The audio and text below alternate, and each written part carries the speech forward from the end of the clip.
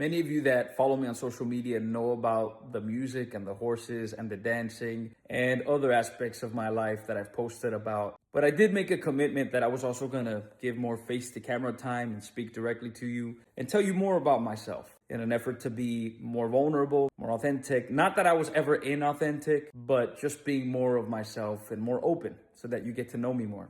Right now, my day job is working in special education, working in a special ed classroom with kids with special needs. And it's beautiful. I love it. I genuinely love it. I care about these kids. I want them to be the best that they can be in life.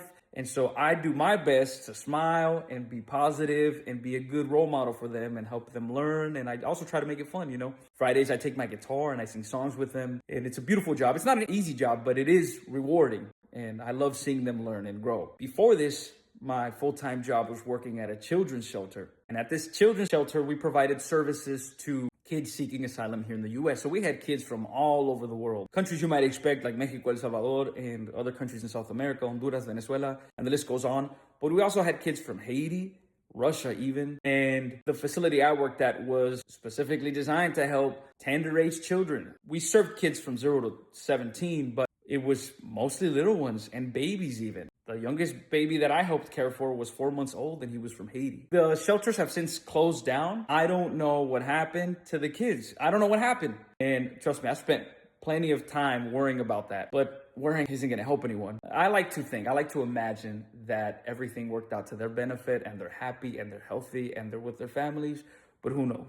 And I've been thinking a lot about those kids and also the kids that I currently work with at the elementary school. I live in South Texas, like really close to the US-Mexico border. So you can pretty much guess what the demographic looks like. And a lot of these kids, Spanish was their first language. And who knows what their legal status is? I personally don't care. I don't care what their legal status is. I'm here to help them. That's what I'm there for. Saturday, I was thinking about all of this and reading some of the news and trying to stay informed. You know, I try not to be too in it because it's a rabbit hole and it can be really depressing, but I try to stay aware. I care about certain things, and I think it's my duty as a citizen of the world to be at least somewhat aware of what's going on. So as I was reading about some of this stuff and watching videos and I felt useless. I felt useless because I thought, well, what can I do to make a difference? You know, I still got to work on Monday. This is me thinking on Saturday. I still got to work Monday. I still got to show up. I got bills to pay. You know, my rent is due this week. Like I can't not go to work. I live on my own. I got to pay my bills. I got to eat.